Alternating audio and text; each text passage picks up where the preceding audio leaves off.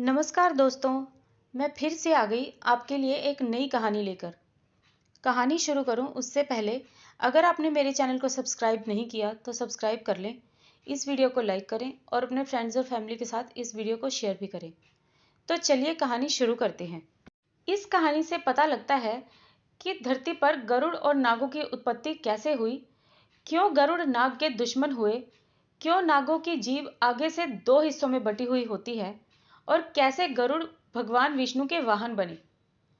महर्षि कश्यप की 13 पत्नियां थी, लेकिन वनिता और कद्रू नाम की 2 पत्नियों से वे विशेष प्रेम करते थे।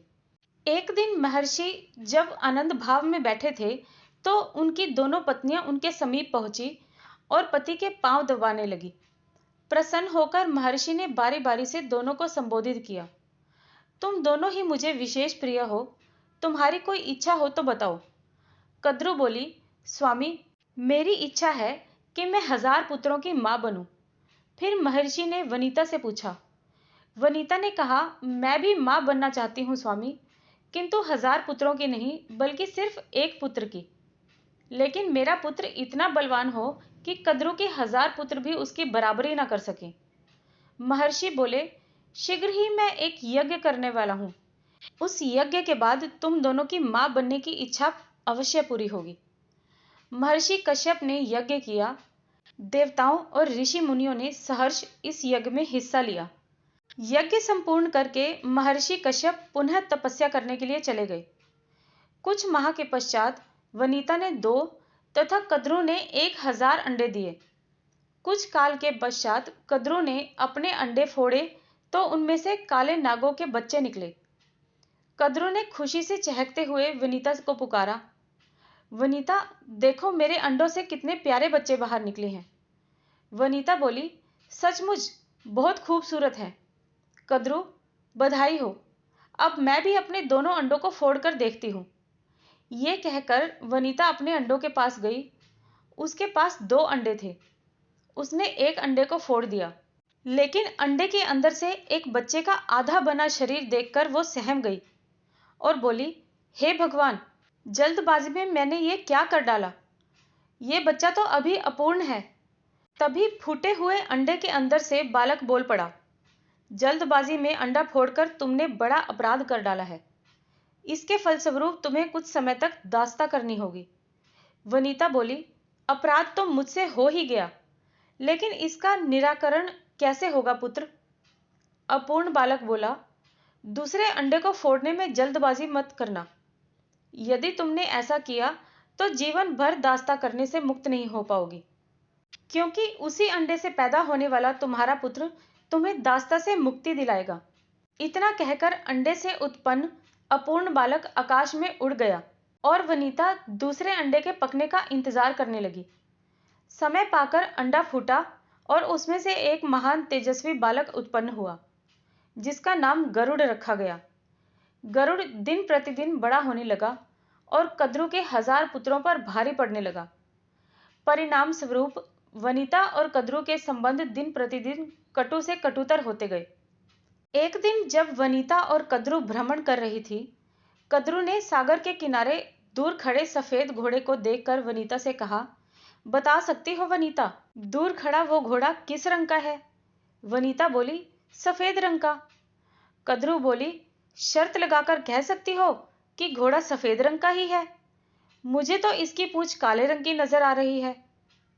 इस पर वनिता बोली, तुम्हारा विचार गलत है। घोड़ा पूंछ समेत सफेद रंग का है।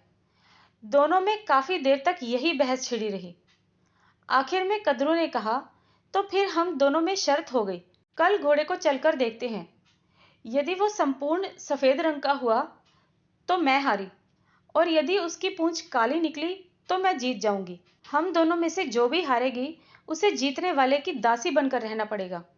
बोलो, तुम्हें मंजूर है। वनिता बोली, मुझे मंजूर है। रात को ही कद्रू ने अपने सर्प पुत्रों को बुलाया और कहा, आज रात को तुम सब ऊंचे श्रवा घोड़े की पूंछ से जाकर लिपट जाना, ताकि सुबह जब वनिता देखे तो उसे घोड़े की पूंछ काली ही नजर आए। योजना अनुसार नाग ऊंचे श्रवा घोड़े की पूंछ से जाकर लिपट गए, परिणाम स्वरूप सुबह जब कद्रू ने विनीता को घोड़े की पूंछ काले रंग की दिखाई तो वह देखकर हैरान हो गई। बोली, ऐसा कैसे हो गया? कल तो इसकी पूंछ बिल्कुल सफेद थी। कद्रू बोली, खूब तसल्ली से देख लो, घोड़े की पूंछ आरंभ से ही काली ही है। शर्त के मुताबिक तुम हार चुकी हो, इसलिए अब तुम्हें मेरी दासी बनकर रहना पड़ेगा। विवशता पूर्वक विनीता को कद्रू की दास्ता स्वीकार करनी पड़ी। माता को उदास देखकर गरुड़ ने पूछा, क्या ऐसा कोई उपाय नहीं है जिससे आप कद्रू की दास्ता से मुक्त हो जाए? विनीता बोली, ये तो कद्रू से ही पूछना पड़ेगा। गरुड़ ने कद्रू से पूछा कि क्या ऐसा नहीं हो सकता कि आप मेरी माता को दास्ता से मुक्त कर दो? कद्रू बोली, हो सकता है, बशर्ते कि तुम मेरे पुत्रों को अमृत लाकर दे दो। ये सुनकर गरुड़ सोच में पड़ गया। उसने अपनी माता से पूछा, माँ, अमृत कहाँ से मिलेगा जिसे लेकर मैं तुम्हें दासी जीवन से मुक्त कर सकूं? विनीता ने कहा, अमृत का पता तुम्हारे पिता ही बता सकते हैं पुत्र, तुम उन्हीं के पास जाकर क्यों नहीं पूछते? गरुड़ महर्षि कश्यप के पास पहुंचा। कश्यप अपने पुत्र को देखकर बहुत प्रसन्न हुए और गरुड़ ने उनसे पूछा, पिताश्री, मैं अमृत लेकर अपनी माता को दास्ता से मुक्ति दिलाना चाहता हूं। कृपा आप बताइए कि अमृत कहां से मिलेगा? महर्षि बोले, पुत्र, देवराज इंद्र ने अमृत की सुरक्षा के लिए बहुत व्यापक प्रबंध कर रखा है, वहां तक पहुंचना बहुत ही कठिन है। गरुड़ बोला, इंद्र ने कितना ही कड़ी सुरक्षा में प्रबंध क्यों न कर रखे हो, मगर मैं अमृत लेकर आऊंगा। आप मुझे सिर्फ उस स्थान का पता बता दीजिए। महर्षि कश्यप ने गरुड़ को अमृत का पता बता दिया। गरुड़ ने पूछा, पिताजी, मुझे भूख बहुत लगती है, कृपा मुझे यह भी बता दीजिए कि इस लंबे मार्ग में क्या खाकर अपना पेट भरूं? महर्षि बोले कि अमृत जिस स्थान पर रखा है उस सरोवर तक पहुंचने में तुम्हें काफी वक्त लग जाएगा। मार्ग में समुद्र के किनारे तुम्हें निषादों की अनेक बस्तियां मिलेंगी। ये निषाद बहुत पतित हैं और इनके आचरण असुरों जैसे हैं। तुम इन्हीं को खाकर अपनी भूख मिटा लेना। इस पर गरुड़ बोला, और उसके बाद भी मेरा पेट ना भरा तो? महर्षि बोले, सरोवर के अंदर एक विशाल कछुआ रहता है और उसके साथ वन में एक महाभयंकर हाथी भी रहता है। दोनों ही बहुत क्रूर और आसुरी प्रवृत्ति के हैं, तुम उनको भी खा सकते हो। पिता का आदेश पाते ही गरुड़ अमृत सरोवर की ओर बढ़ चला।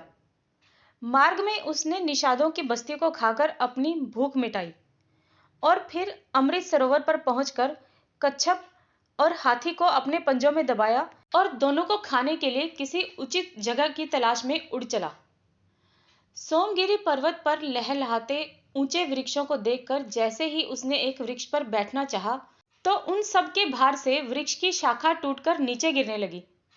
ये देखकर गरुड़ तुरंत उड़ा और दूसरे वृक्ष पर जा बैठा। जिस शाखा पर वह बैठा था, उस शाखा पर उसने उल्टे लटके कुछ ऋषियों को तपस्या करते हुए देखा, लेकिन वो शाखा उनके भार से टूटकर नीचे गिरने लगी। ये देखकर गरुड़ ने शाखा को चोंच में दबाया और हाथी और कच्छप को पंजे में दबाए हुए वो अपने पिता के आश्रम की ओर उड़ चला। कश्यप के आश्रम में गरुड़ ने उड़ते उड़ते अपने पिता से पूछा, पिताजी, मेरे भार से उस पेड़ की शाखा टूट गई है जिस पर कुछ ऋषि उल्टे लटके हुए तपस्या कर रहे थे। मुझे बताइए, मैं इस शाखा को कहाँ छोड़ूं? महर्षि कश्यप बोले, तुमने बहुत अच्छा किया पुत्र, जो सीधे यहाँ चले आए। शाखा से उल्टे लटके हुए ये बाल खिल्लिया ऋषिगण हैं। अगर इन्हें कष्ट पहुंचा तो ये श्राप देकर तुम्हें भस्म कर देंगे। गरुड़ बोले, तो फिर बताइए अब मैं क्या करूं? महर्षि बोले, ठहरो, मैं ऋषिगण से प्रार्थना करता हूं कि वे अपना स्थान छोड़कर नीचे आ जाएं। महर्षि कश्यप ने ऋषिगणों से प्रार्थना की। बाल खिल्लिया ऋषिगणों ने ऋषि कश्यप की प्रार्थना को स्वीकार करके शाखा को छोड़ दिया और वे हिमालय में तपस्या करने चले गए। फिर चोंच में दबी शाखा को नीचे छोड़कर गरुड़ ने भी आनंद से कछुए और हाथी का आहार किया और तृप्त होकर पुनः अमृत लेने के लिए उड़ चला। गरुड़ अमृत सरोवर के पास पहुंचा तो अमृत की रक्षा करते हुए महाकाय देवों और अमृत कलश के चारों ओर घूमते हुए चक्र को देखकर हैरान हो गया। उसने सोचा कि ये देव और चक्र देवराज इंद्र ने अमृत कलश की सुरक्षा के लिए लगाए हुए हैं। चक्र में फंसकर मेरे पंख कट सकते हैं, इसलिए मैं अत्यंत छोटा रूप धारण करके इसके मध्य प्रवेश करूंगा। गरुड़ को देखकर एक देव ने दूसरे से कहा, यह कोई असुर है जो वेश बदलकर अमृत चुराने यहां तक पहुंच चुका है। हमें इसे खत्म कर देना चाहिए। दोनों देव विद्युत गति से गरुड़ पर टूट पड़े, लेकिन गरुड़ ने अपने पैने पंजों से और तीखी चोंच से इन्हें इतना घायल कर दिया कि शीघ्र ही वे दोनों बेहोश होकर गिर पड़े। गरुड़ ने अमृत कलश पंजों में दबाया और वापस उड़ चला। होश में आते ही दोनों रक्षक देव घबराए हुए इंद्रदेव के पास पहुंचे और गरुड़ द्वारा अमृत कलश ले उड़ने की घटना बता दी। यह सुनकर इंद्रदेव चकित होकर बोले, ऐसा कैसे हो गया? सरोवर में रहने वाले विशाल कच्छप और तट पर रहने वाले महाकाय हाथी का क्या हुआ? उन दोनों को भी उस विशाल गरुड़ ने ही अपना भोजन बना लिया। रक्षक देव ने इंद्रदेव को बताया। यह सुनकर इंद्र अपनी देव सेना की एक टुकड़ी लेकर गरुड़ की खोज में बढ़ चला। आकाश में उड़ते हुए शीघ्र ही उसने गरुड़ को देख लिया और अपना वज्र चला दिया। इंद्र के वज्र का गरुड़ पर कोई असर न हुआ। रक्षक देव गरुड़ पर टूट पड़े, लेकिन कुछ ही समय में गरुड़ ने उन्हें अपनी पैनी चोंच की मार से अधमरा कर दिया। ये देखकर इंद्र सोचने लगा, ये तो कोई महान पराक्रमी है। मेरे वज्र का इस पर जरा भी असर नहीं हुआ, जबकि मेरे वज्र के प्रहार से तो पहाड़ तक टूट के चूर्ण बन सकते हैं। ऐसे पराक्रमी को शत्रुता से नहीं, मित्रता से काबू में करना चाहिए। ये सोचकर इंद्र ने गरुड़ से कहा, हे पक्षीराज, मैं तुम्हारी वीरता से बहुत प्रभावित हुआ हूं। इस अमृत कलश को मुझे सौंप दो और बदले में जो भी वर मांगना चाहो मांग लो।